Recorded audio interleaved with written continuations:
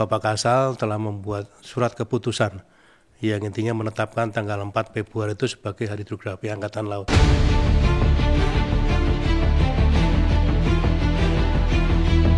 Karena hidrografi ini kita menyiapkan medan laut yang diperlukan oleh teman-teman kita untuk berperang.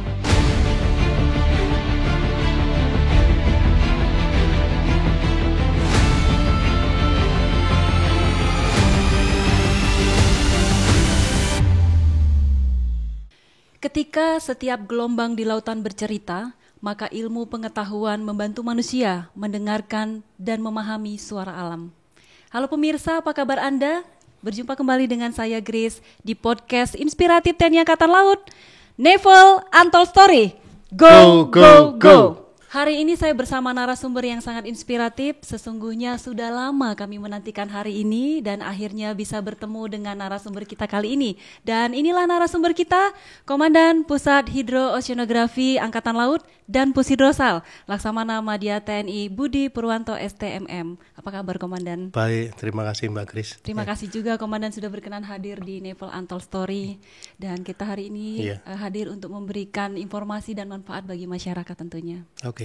Komandan, hari ini bertepatan dengan tanggal 4 Februari, di mana ini merupakan hari peringatan hidrografi TNI Angkatan Laut yang pertama kalinya. Iya. Tentunya kami izinkan mengucapkan selamat Hari Hidrografi TNI Angkatan Laut. Semoga hidro-oceanografi TNI Angkatan Laut semakin profesional dalam menjalankan tugasnya. Amin. Terima kasih. Nah, salah satu tugas dari Pushidrosal adalah mengeluarkan peta laut yang sangat dibutuhkan oleh para pelaut Indonesia. Ya. Komandan, kalau kita bercerita dari Sabang hingga Merauke, perairan Indonesia sangat panjang dan luas. Ya. Bisa dibocorkan kira-kira berapa persen ini yang sudah terpetakan? Jadi pemetaan hidrografi di Laut Indonesia itu kalau boleh saya katakan sudah dimulai cukup lama, semenjak tahun 1800-an oleh Belanda, sehingga mungkin mereka hampir 100 tahun lah, boleh saya katakan seperti itu, untuk memetakan Laut Indonesia. Sehingga kita mempunyai peta laut yang seperti sekarang ini, dari Sabang sampai Merauke, itu sudah selesai semua oleh Belanda, tetapi dengan teknologi saat itu. Teknologi saat itu contohnya adalah misalkan kita ngukur kedalaman laut. Itu mungkin dengan tali dan dikasih batu. Masih manual. Masih manual, betul. Kemudian untuk pengukuran posisi, sudutnya menggunakan sextant itu. Jadi sifatnya masih lokal. Itu semua sudah selesai, seluruh Indonesia. Namun demikian, seiring dengan perkembangan teknologi saat ini, sesuai standar internasional yang berlaku, kita harus menggunakan namanya multi-beam echo sounder. Nah, echo sounder multi-beam itu ibaratnya kita bisa men-scan dasar laut. Sehingga kita tahu di situ ada bukit, di situ ada palung, di situ ada gunung, kemudian di situ juga ada kerangka kapal, itu bisa ketahuan semua. Nah, survei dengan multi-beam yang sesuai standar ini, kira-kira sampai dengan saat ini, Pushidrosal baru bisa mengumpulkan sekitar boleh dikatakan 20% dari seluruh lautan Indonesia. Baik. Nah, jadi kan Pushidrosal ini mengemban dua fungsi, sebagai hidrografi militer dan hidrografi nasional Indonesia. Betul. Kalau sebagai hidrografi militer, tentunya kan sudah salah satu produknya tadi itu peta laut. Mungkin Komandan bisa menyampaikan kepada masyarakat apa sih sebenarnya fungsi Pushidrosal ini dalam hidrografi militer, Komandan? Jadi memang hidros ini agak unik ya. Siap. Jadi mulai tahun 51 itu kita diberikan tugas oleh negara, oleh pemerintah untuk memetakan seluruh perairan Indonesia. Selain yang pemetaan yang berlaku atau dipergunakan oleh untuk kepentingan militer. Oleh karena itu dalam konteks Hidro sebagai lembaga hidrografi militer, itu kita mendukung untuk pertahanan. Aspek maritim, aspek angkatan laut. Contohnya adalah kita misalkan survei untuk pantai pendaratan amfibi, kemudian survei untuk pembangunan pangkalan, survei untuk melaksanakan peta tempur gabungan. Terus yang paling penting juga adalah survei oceanografi taktis. Jadi bagaimana kita mencari data karakteristik dari laut, contohnya adalah mungkin kadar garamnya, suhunya itu, sehingga itu akan berpengaruh dalam mendukung teman-teman kita dari armada air itu melaksanakan peperangan bawah laut. Karena di bawah laut itu kita sangat bergantung kepada gelombang suara. gelombang suara itu kalau di air tawar dia rambatannya lurus. Tapi kalau di laut tidak. Itu dia tergantung dari karakteristik air laut tersebut. Ada salinitasnya, suhunya, sehingga kadang-kadang pancaran sonar itu dia bisa melengkung. Bisa dia melengkung ke bawah. Nah, ada area namanya adalah shadow zone. Nah, kalau kita tidak mengetahui itu kapal selam bisa bersembunyi di shadow zone tersebut. Nah, oleh karena itu Hydros dalam mendukung kepentingan militer, terutama aspek peperangan, kita juga mencari data-data hidrooceanografi tersebut untuk mendukung teman-teman kita. Selain itu kita juga bisa membuat peta 3 dimensi untuk navigasi kapal selam. Kita juga bisa mengidentifikasi untuk kirut. Kirut itu adalah alur untuk ranjau. Kemudian kita juga bisa mendukung untuk misalkan latihan-latihan kapal selam, contohnya bagaimana kita mencari area untuk duduk kapal selam gitu. Itu kira-kira sebagian yang bisa kita sampaikan untuk mendukung aspek pertahanan atau aspek peperangan Angkatan Laut. Ya, perannya sangat signifikan sekali ya Komandan. Iya, betul. Dan ini berurusan dengan di bawah air semua, pastinya tidak mudah ya Komandan. Betul. Nah, kami tertarik juga dengan fungsi Pusidrosal sebagai lembaga nasional Indonesia, Hidrografi Nasional Indonesia. Nah, itu seperti apa fungsinya Komandan? Nah, ini yang sangat menarik. Jadi karena dalam kita bertindak sebagai lembaga hidrografi nasional, itu kita boleh saya katakan merupakan Badan Hidrografi Indonesia. Makanya sering saya guyoni dengan staf saya maupun dengan anak buah, bedanya logo Hydros dengan logo Kota Malang apa? Bedanya adalah ada Garuda di logonya Hydros. Sehingga di aspek hidrografi kita itu merupakan Badan Hidrografi Nasional sejak 1951. Nah, ini yang tidak banyak diketahui oleh Angkatan Laut sendiri atau personel-personel di Angkatan Laut. Oleh karena itu saya sangat senang sekali bisa adanya istilahnya wawancara ini sehingga saya bisa menjelaskan. Nah, dalam konteks kita sebagai lembaga hidrografi nasional, yang pertama tugas kita adalah melaksanakan survei dan pemetaan untuk mendukung yang utamanya adalah keselamatan navigasi. Yang kedua perbatasan maritim. Kemudian yang ketiga mendukung pembangunan nasional. Contohnya apa pembangunan nasional? Misalkan bagaimana kita membuat desain untuk alur pelayaran, alur bagi pipa, jalur pipa maupun kabel. Ini sekarang sedang favorit dan ini merupakan istilahnya target dari pemerintah untuk bisa menuju ke sana. Itu kita membantu untuk mencarikan jalurnya. Bagaimana jalur yang bagus, yang pas supaya baik kabel gas, kemudian kabel telkom maupun kabel listrik itu bisa istilahnya kita berikan jalur yang baik. Itu antara lain. Kemudian kita juga di dalam konteks itu kita sebagai penyedia informasi untuk keselamatan maritim. Contohnya apa? Misalkan ada kapal tabrakan, ada misalkan kapal tenggelam, kemudian misalkan ada pelabuhan baru, kemudian ada sarana bantu navigasi pelayaran yang hilang atau dipasang baru, itu kita publish. Kita publish langsung. Sehingga seluruh masyarakat yang menggunakan laut itu mereka tahu, oh kalau saya melewati daerah ini, saya harus hati-hati. Karena kemarin ada kecelakaan kapal. Sehingga mereka bernavigasi hati-hati. Ataupun kalau seandainya ada istilahnya kapal-kapal yang sudah bekerja di laut. Sedang meletakkan pipa, meletakkan kabel, segala macam. Nah, mereka harus hati-hati kapal itu. Nah, itu kita publish. Termasuk kalau kapal-kapal KRI kita melaksanakan latihan penimbangan di laut, itu mereka menginfokan ke kita, sehingga kita publish dalam bentuk Hidro Indo atau kita menyebutnya KNBPI, Kawat Navigasi atau Berita Pelaut Indonesia, sehingga para pelaut, pengguna laut itu mereka tahu, oh saya nggak boleh melewati daerah ini, karena ada sesuatu di sini itu.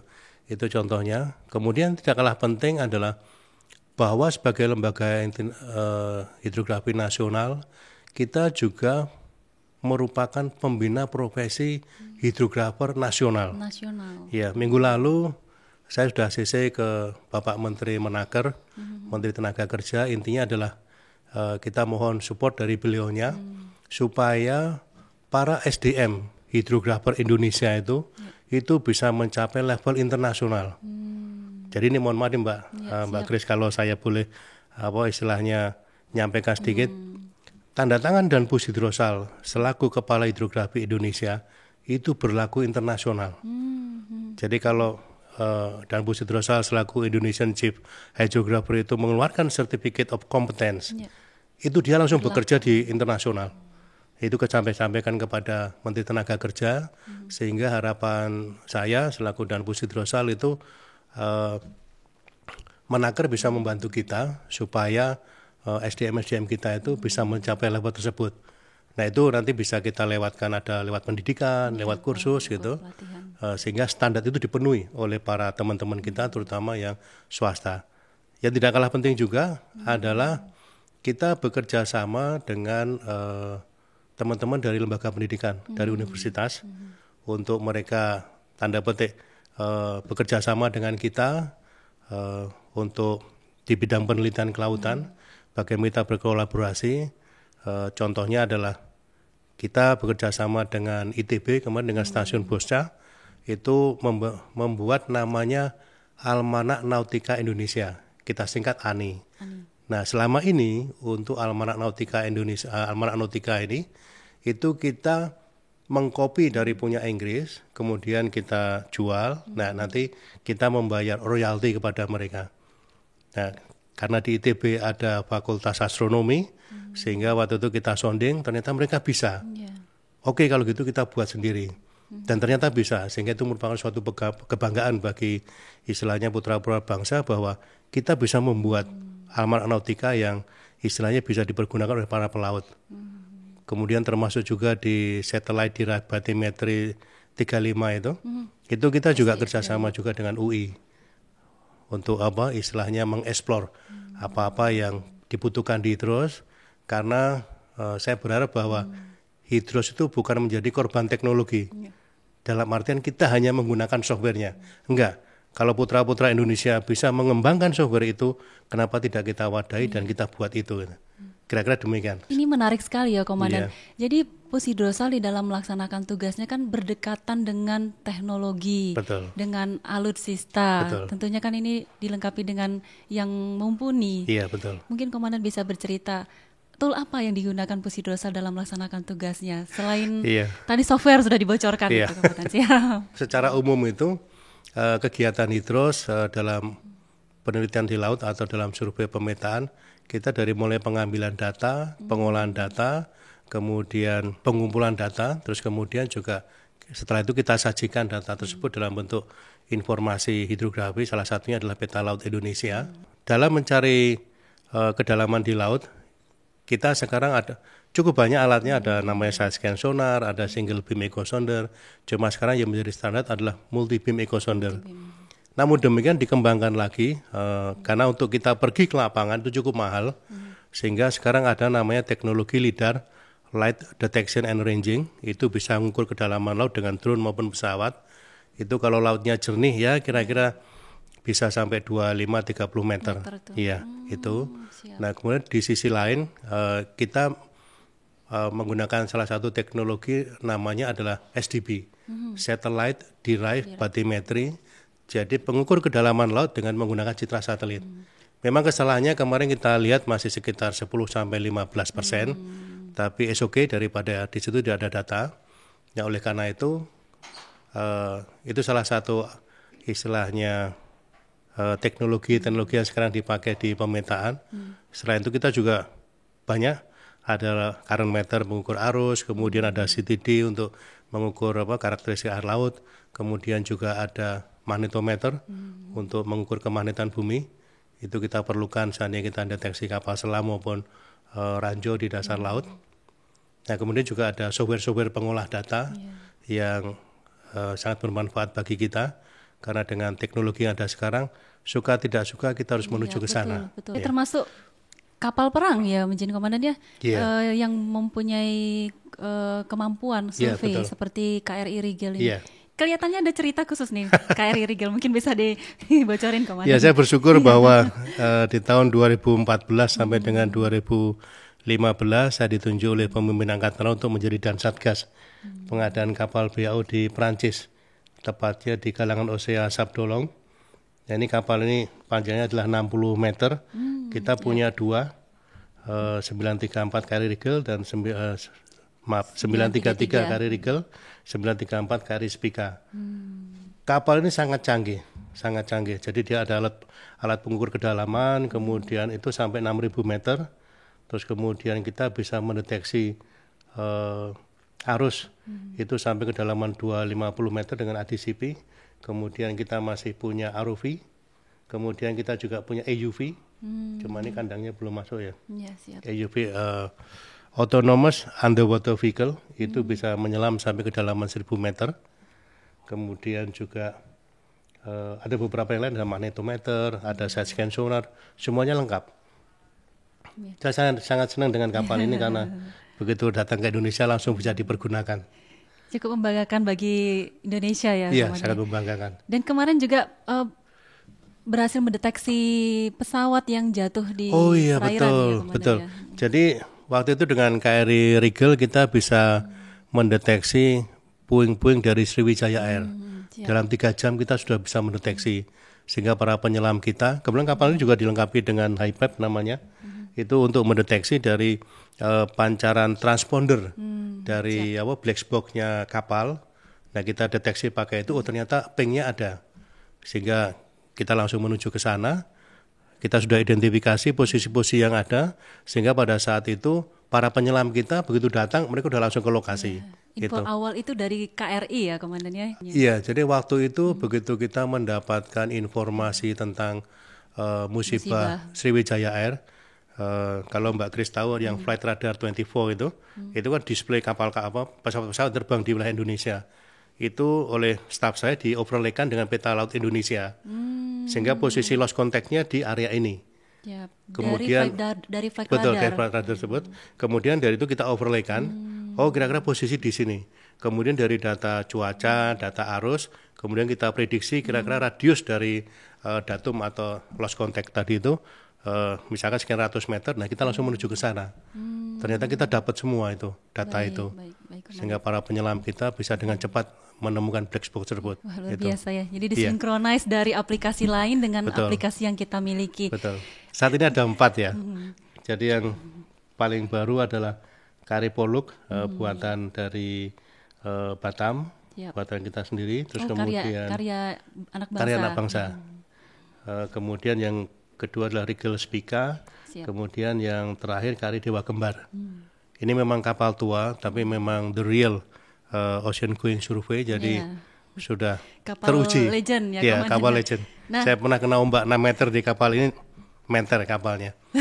Luar biasa ya komandannya. Dan kemarin sudah di overhaul oleh Dismatal, sehingga kapal ini saya harapkan bisa bertahan 10 tahun ke depan, karena rencana saya mau akan kita lengkapi dengan peralatan survei untuk laut dalam. Jadi saya sampaikan kepada staf maupun Bapak Kasal, PCU Mabesal bahwa Pusidrosal itu membutuhkan paling tidak 12 kapal survei. Jadi kalau kita melihat peta Indonesia, itu wilayah barat rata-rata adalah dangkal.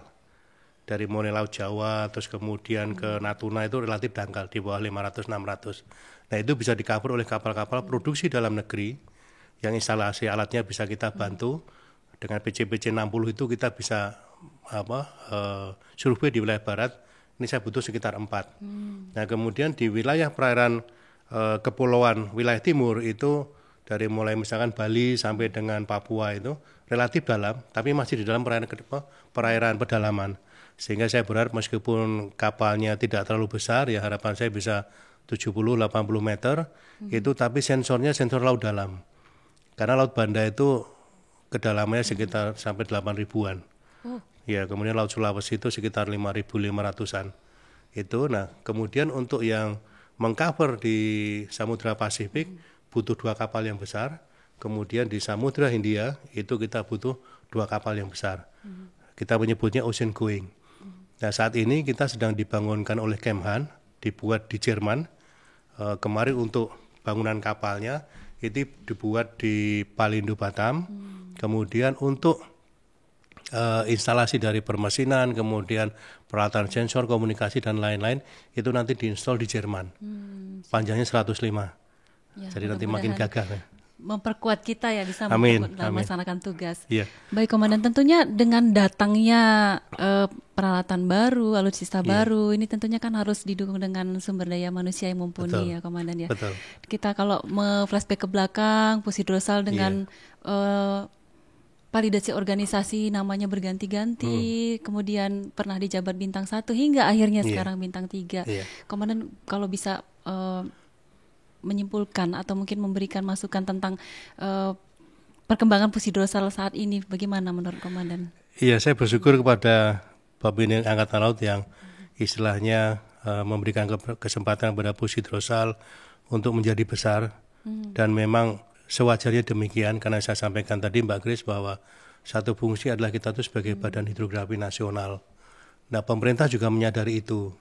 Makanya pada saat tahun 2016 Pusidrosal waktu itu diizinkan untuk naik menjadi bintang 2, itu karena tadi begitu banyak istilahnya, apalagi waktu itu istilahnya ada program pemerintah tentang poros maritim dunia, sehingga banyak kegiatan di laut. Mereka baru menyadari bahwa kalau bergerak di bidang laut itu mau tidak mau akan berhubungan dengan hidros.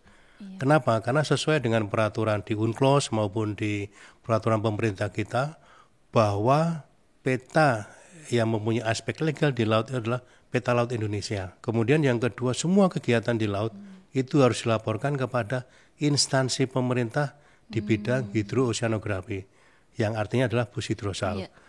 Nah, dengan demikian istilahnya ada perhatian khusus dari pemerintah maupun Bapak Kasal waktu itu, sehingga 2016 di ACC menjadi bintang 2. Nah, seiring dengan berkembangnya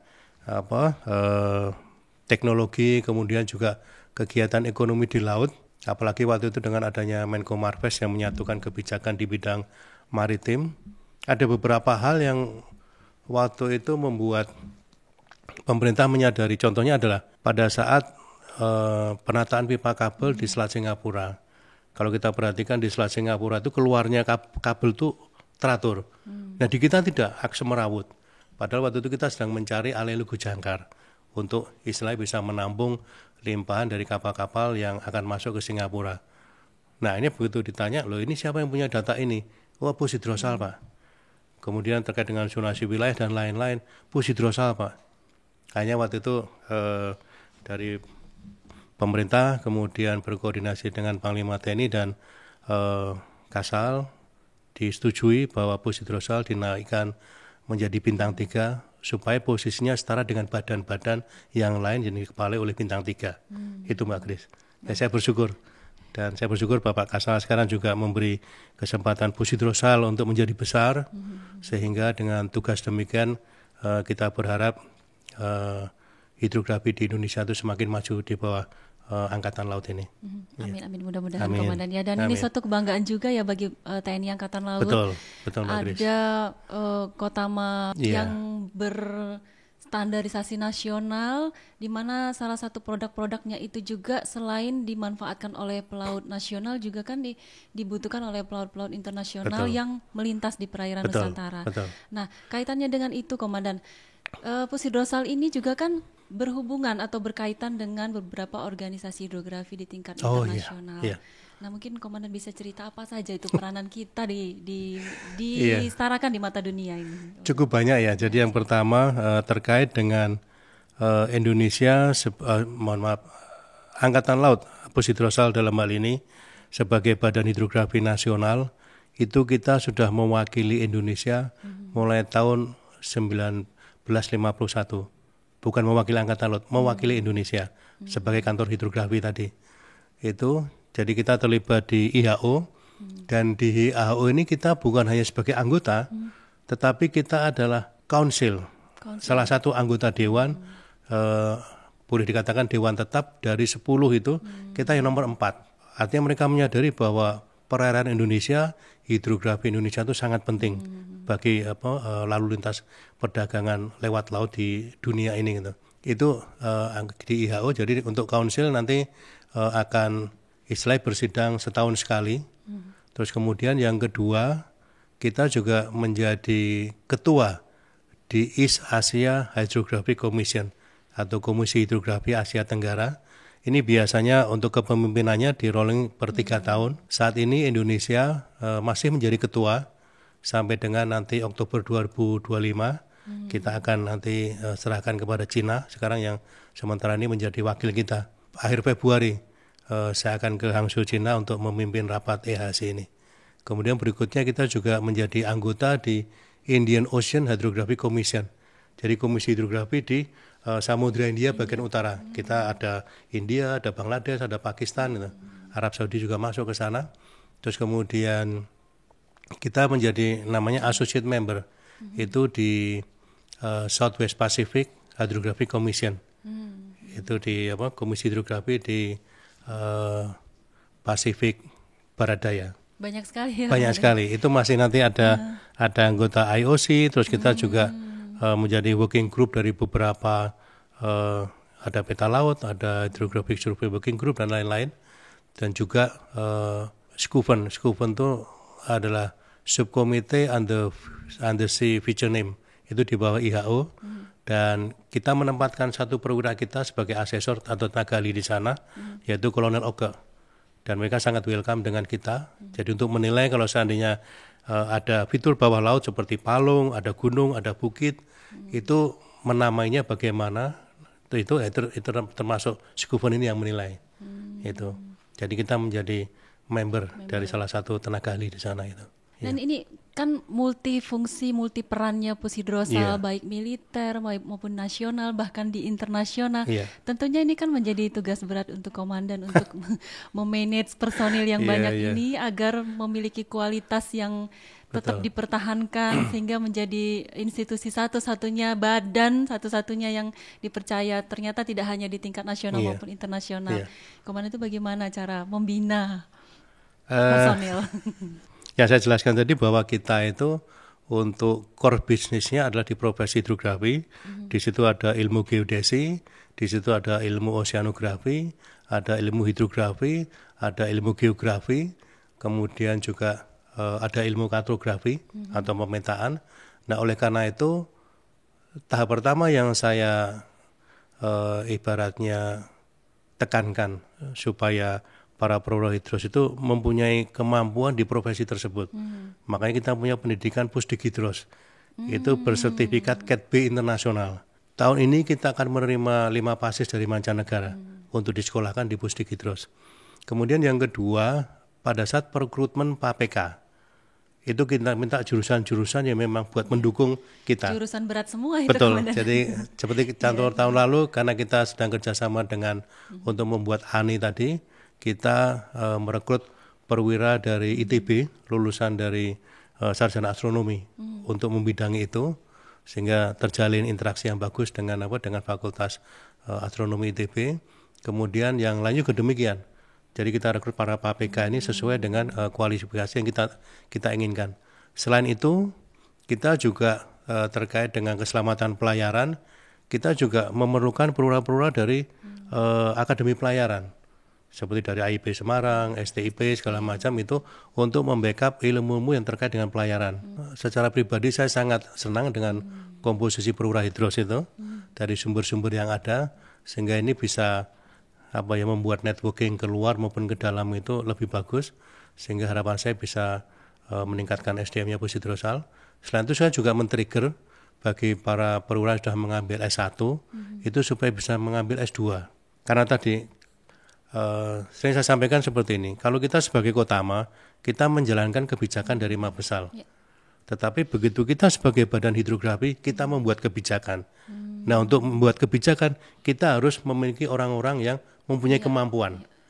Jangan sampai kalah dengan dokter-dokter dari luar segala macam. Nah, sehingga saya trigger mereka untuk mereka sekolah minimal S2, kemudian S3 sesuai dengan profesi, sehingga pada saat kita menjelaskan sesuatu, karena apa yang tercantum di peta laut itu ada legal aspek, sehingga semua angka yang ada di situ bisa dipertanggungjawabkan. Kenapa angkanya sekian? Bagaimana cara mendapatkannya? Terus kemudian kenapa pasang surutnya seperti ini? Bagaimana menjelaskan seperti itu? Nah, perwira hidros harus mampu menjelaskan itu. Sehingga saya berharap, kemarin saya sampaikan kepada staf, kalau bisa minimal setahun itu ada 2 yang masuk master, kemudian 2 yang masuk doktor. Memang tidak semuanya punya passion ke sana, tetapi saya men-trigger kepada mereka supaya mereka concern karena begitu masuk ke Hidros itu kita punya tanggung jawab yang sangat besar, baik kepada TNI AL maupun kepada negara. Dari penjelasan komandan ini saya berpikir ini hampir seluruh bidang kerja kementerian itu membutuhkan pushidrosal tentunya ya komandan, seperti pengeboran lepas pantai. Iya, betul. Terus pembangunan yang ada di tengah-tengah laut gitu ya komandan. Betul. Itu harusnya berkoordinasi dengan pushidrosal untuk keamanan terutama objek-objek vital nasional ya betul, komandan. Betul. Selama ini bagaimana komandan? Jadi sekarang sudah terjalin dengan sangat bagus. Kemarin juga kita komunikasi dengan banyak beberapa contoh. Contoh kemarin dari Dirjen ESDM, jadi mengeluarkan suatu keputusan bahwa setiap offshore itu baru boleh beroperasi apabila koordinat dari pipanya itu sudah dilaporkan ke Hidros dan dipetakan di peta Hidros. Hanya kemarin kita bantu Pertamina untuk memetakan semua offshore yang dipunyai supaya tadi jangan sampai istilahnya ada yang belum terpetakan sehingga akan berisiko terhadap navigasi. Karena kalau ada apa-apa nanti istilahnya offshore itu sendiri yang rugi. Berikutnya juga kita komunikasi dengan Dirjen Perhubungan Laut, akhirnya apa-apa masukan-masukan kita itu bisa diakomodir di Undang-Undang Nomor 66 tahun 2024 tentang pelayaran yang baru, perubahan dari Undang-Undang Pelayaran sebelumnya, sehingga setiap kegiatan di laut itu supaya dilaporkan kepada pushidrosal. Itu sudah masuk juga. Jadi dari sisi pemerintahan mereka sudah menyadari bahwa segala sesuatu yang berhubungan dengan laut itu mereka perlu melaporkan ke Hidros. Jadi waktu itu mungkin pernah kejadian kalau Mbak Grace pernah baca bahwa dulu Pulau Madura sempat gelap gulita karena PLN kabelnya lepas di APBS itu, yaitu kegaruk sama jangkar. Cuma PLN tidak bisa menyalakan kapalnya. Kenapa? Karena di petanya tidak tertulis atau tidak tergambarkan oleh kita. Kenapa tidak tergambarkan? Karena PLN tidak laporan ke kita. Oh, begitu komandan. Itu sehingga itu adalah tanda petik kesalahan dari PLN tidak melaporkan kita, kurang koordinasi. Begitu pula dengan beberapa pipa gas yang kegaruk sama jangkar kapal. Nah, sehingga oleh karena itu semuanya yang terkait dengan kegiatan di laut dilaporkan ke Hidros untuk kita petakan. Dan kita laporkan melalui Berita Pelaut Indonesia itu. Jadi sebenarnya secara sistem nasional sudah berjalan. Jadi sekarang saya masih mempunyai keinginan supaya kita mempunyai namanya terutama dalam pembinaan profesi hidrografi. Jadi ini dengan teman-teman dari masyarakat hidrografi Indonesia maupun dari universitas, kita sedang membuat namanya standar kompetensi nasional untuk profesi hidrografi. Nanti itu kita submit ke IHO sehingga itu menjadi panduan bagi para hidrografer kita di mana nanti pushidrosal sebagai pembina. Itu sedang saya kejar karena saya ingin bahwa para SDM hidrografer Indonesia itu mempunyai sertifikat berstandar internasional yang dalam ini dikeluarkan oleh dan pushidrosal selaku Kepala Hidrografi Indonesia. Dan berlaku juga internasional. Berlaku ya, internasional, ya? Betul. Itu. Luar biasa sekali. Ya. Komandan, kita kembali ke program yang software yang tadi Komandan sudah sebutkan, SDB 35. Itu program karya anak bangsa ya Komandan, software? Karya anak bangsa, betul. Itu boleh diceritakan nggak Komandan, seperti apa sih itu? Bagaimana awal mulanya, terus bagaimana fungsinya? Kita ingin tahu Komandan. Iya, jadi awalnya adalah Satellite Derived Bathymetry. Ya. Jadi pengukuran kedalaman laut dengan menggunakan citra satelit. Itu berawal dari waktu saya perhatikan itu softwarenya ternyata mahal. Saya tidak sebutkan berapa harganya. Software itu mahal sehingga saya bilang sama staf saya di bagian dinas hidrografi, kebetulan ada S3 yang remote sensing. Ada program pushidrosal yang punya doktor di bidang remote sensing atau penginderaan jauh. Saya bilang, loh, kamu tentunya punya teman-teman di luar yang banyak. Coba bisa nggak mengeksplor atau membuat software tentang SDB ini? Kenapa? Karena saya waktu pernah ke Perancis, saya tanyakan software yang dia pakai apa. Ternyata tidak sama dengan kita. Ternyata dia mengembangkan sendiri, kerjasama dengan universitas. Nah ini saya bilang, oke, coba kerjasama. Kemudian setelah dihitung-hitung, kemudian kita butuh sekian. Oke, saya bilang gitu. Karena yang ditawarkan itu lebih kecil daripada saya harus langganan setiap tahun. Jadi satu software itu cukup mahal, apalagi kalau 2-3 software. Nah dengan kita punya software sendiri, itu artinya kita tidak bergantung sama orang lain. Itu sehingga saya bisa menghemat cukup banyak untuk pengeluaran software itu, dan semua ibaratnya perwira hidros bisa berlatih itu. Karena kan tidak terbatas jumlahnya. Kalau saya nyewa software, satu software sudah sekian rupiah. Nah kalau dengan ini kan tinggal di copy karena itu punya hak ciptanya hidros sendiri, betul. Itu kemampuannya seperti apa, Komandan? Jadi kemampuannya itu ini sangat bagus ya, karena software yang sebelumnya itu hanya mempunyai ketelitian sekitar 10 meter dengan namanya dengan menggunakan citra satelit Sentinel-2. Ini enggak. Ini bisa semua citra satelit, kemudian juga bisa foto udara, dan itu bisa ketelitiannya sampai 1-2 meteran. Jadi sangat bagus ketelitiannya itu. Oleh karena itu saya bilang oke, kembangkan. Nanti kita update bertahap terus supaya software ini menjadi kebanggaan lah. Kebanggaan dari Pusidrosa, kebanggaan Angkatan Laut. Dan ini dengan persetujuan Bapak Kasal tahun lalu pada saat hari ulang tahun Angkatan Laut ya kita launching. Saya bersyukur Bapak Panglima berkenan, Bapak Kasal berkenan. Itu merupakan suatu kebanggaan bagi istilahnya kami, bagi anak bangsa sudah menciptakan SDB tersebut. Ini sedang saya eksplor untuk software-software pengolah lainnya, mana-mana yang bisa kita kerjasamakan, sehingga saya berusaha mengurangi atau membuat efisiensi dari penggunaan software itu. Ini kolaborasi prajurit Jalasena dengan Civitas Akademika ya, Komandan ya? Betul, Civitas Akademika. Luar biasa ya, Komandan, sinerginya. Jadi ini sudah diuji di perairan dalam. Iya, jadi waktu itu kenapa kita beri nama 35? Karena diuji di 3 perairan dan membutuhkan waktu sekitar finishingnya sekitar 5 bulanan. Oh, itulah 3 lokasinya ada di Tanjung Pinang, di Kepulauan Seribu, kemudian dekat Pulau Komodo, iya di sana. Wah, luar biasa. Mudah-mudahan software ini terus dikembangkan sehingga bermanfaat bagi bangsa dan dunia maritim internasional. Betul, Mbak Chris. Kemudian kita kembali ke tanggal 4 ini, tanggal 4 Hari Hidrografi TNI Angkatan Laut, di mana ini merupakan pertama kalinya ya, Komandan, betul. diperingati. Boleh diceritakan, Komandan, kenapa tanggal 4 dan bagaimana sih ceritanya? Jadi kembali kepada sejarah tadi, Mbak Chris, bahwa tahun 51 itu Angkatan Laut sudah diberikan tugas oleh negara untuk memetakan Indonesia, memetakan Laut Indonesia. Dalam hal ini dulu dihandle oleh namanya Jabatan Hidrografi atau Disidros waktu itu. Seiring dengan pengembangan waktu, kan tanggung jawab Hidros ini meliputi seluruh perairan Indonesia. Hanya kan Hidros ini tidak punya kepanjangan tangan. Karena kita kota terpusat, hanya ada di Ancol. Ini tahun ini nanti ada 3 sat survei, 1 di Batam, 1 di Makassar, 1 di Kota Sorong. Itu pun masih belum bisa menghandle, karena kita bertanggung jawab terhadap kewilayahan. Oleh karena itu, siapa yang mempunyai kepanjangan tangan sampai wilayah? Ya saudara kita, Armada RI. Ada KRI, ada Lantamal, ada Lanal, ada Posalnya. Sehingga waktu itu saya sampaikan Bapak Kasal ke Panglima Armada RI, bisa nggak supaya tugas atau fungsinya Hidros itu istilahnya saya titipkan kepada pangkalan-pangkalan Armada RI itu, supaya mereka memberikan kita terutama yang terkait dengan Maritime Safety Information. Misalkan ada pelabuhan baru, ada SBNP baru, kemudian ada kecelakaan kapal, itu supaya segera laporan ke kita. Termasuk tadi wilayah-wilayah yang kita bisa pakai untuk istilahnya latihan militer atau pendaratan itu. Dengan demikian kita jadi punya data semuanya. Nah itu kan yang tahu kan di pangkalan Lantamal setempat. Oleh karena itu saya membuat surat Bapak Kasal, tembusan Panglima Armada, mohon diizinkan untuk mereka kita berikan tambahan tugas.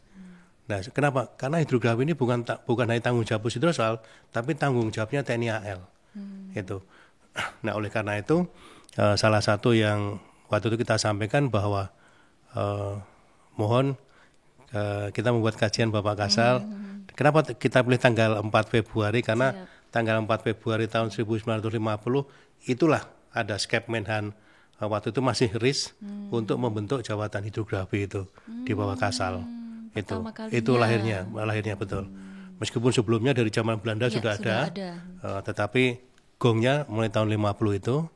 Nah, dari Bapak Kas setuju, Panglima Armada juga setuju. kira-kira mungkin 2-3 minggu lalu kita sudah memberikan namanya BIMTEK, bimbingan teknis kepada seluruh KRI maupun Lantamal Lanal, termasuk Kolonel Lamil juga, penerbang juga, marinir juga. Apa sih yang kita inginkan dari mereka?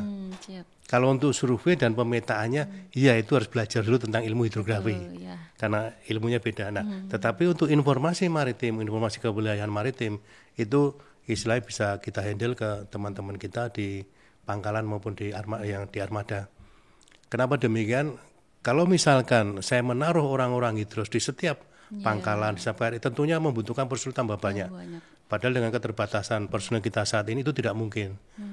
Sehingga saya laporan Bapak Kasal supaya Pak, supaya tugas hidros ini yang dibebankan oleh Angkatan Laut bisa dikerjakan oleh teman-teman dari armada, jajaran armada. Ya tentunya inovasi. Oleh karena itu kita menyebutnya menjadi Hari Hidrografi Angkatan Laut. Betul. Jadi bukan hari ulang tahunnya Pushidrosal, bukan, tapi Hari Hidrografi Angkatan Laut. Sehingga supaya semua personel Angkatan Laut menyadari bahwa mereka juga mempunyai tugas untuk memberikan informasi hidrografi kepada kita. Kalau tempur silahkan ke armada. Kalau yang terkait dengan hidrografi atau maritime safety-nya silahkan ke Hidros. Karena semua juga membawa nama Angkatan Laut. Ya, ini inovasi luar biasa ya Komandan. Karena kan memang yang berada di pusat atau maksudnya di yang berada di ujung tombak kita ini adalah kan nelayan-nelayan yang menjadi mitra kita, dan itu kan ada di bawahnya posal-posal, di lana-lana, di pangkalan. Nah, tentunya kita harus bersinergi dengan masyarakat untuk informasi ini sehingga berguna bagi masyarakat, bermanfaat bagi masyarakat, khususnya pengguna transportasi laut ya Komandan. Ya. Selamat untuk Komandan, untuk para hidrografer TNI Angkatan Laut. Luar biasa sekali bincang-bincang kita pada hari ini. Sebelum ditutup mungkin Komandan ada yang ingin ditambahkan atau disampaikan di luar dari pembicaraan kita hari ini? Ya, saya sangat berterima kasih kepada Bapak Kasal, Pak Kasal maupun PCU Mabesal yang telah memberikan kesempatan kepada Pushidrosal untuk mengembangkan dirinya, karena memang tugas negara yang dibebankan kepada Angkatan Laut di bidang hidrografi nasional ini. Dan kami juga berterima kasih bahwa Bapak Kasal telah membuat surat keputusan yang intinya menetapkan tanggal 4 Februari itu sebagai Hari Hidrografi Angkatan Laut. Dengan demikian harapan saya teman-teman dari armada, baik KRI maupun pangkalan, itu mereka mempunyai sense of belonging terhadap keberadaan hidrografi. Karena hidrografi ini kita menyiapkan medan laut yang diperlukan oleh teman-teman kita untuk berperang. Dan dengan demikian sebagai informasi tambahan, pada Hari Hidrografi ini memberikan penghargaan kepada KRI yang memberikan informasi hidrografi terbanyak kepada kita maupun pangkalan yang memberikan informasi terbanyak kepada kita. Sehingga itu harapan saya bisa men-trigger para pelaku lapangan untuk mereka lebih care terhadap informasi hidrografi ini. Saya kira demikian Mbak Grace. Luar biasa Komandan. Terus terang penjelasan Komandan ini membuka pengetahuan, sudut pandang baru. Ternyata luar biasa sekali peranan Pushidrosal. Meskipun ada di ujung Ancol sana, ternyata peranannya itu sampai ke dunia internasional gitu ya Komandan ya. Terima kasih Komandan bincang-bincang hari ini luar biasa sekali. Pemirsa, demikian bincang-bincang kita dengan Komandan Pushidrosal. Semoga bermanfaat dan semoga menambah pengetahuan bagi para pemirsa, khususnya teman-teman pecinta TNI Angkatan Laut. Amin. Kehidupan di bawah air senantiasa menjadi misteri alam raya yang sulit terpecahkan. Meskipun dengan kemajuan teknologi, sesungguhnya ini menyadarkan manusia untuk selalu merendahkan diri di hadapan Sang Pencipta. Sampai bertemu kembali di podcast inspiratif TNI Angkatan Laut, Naval Untold Story. Go, go, go. Jalos Peva, Jaya Mahe. Terima kasih dan sampai jumpa. Terima kasih Komandan. Terima kasih.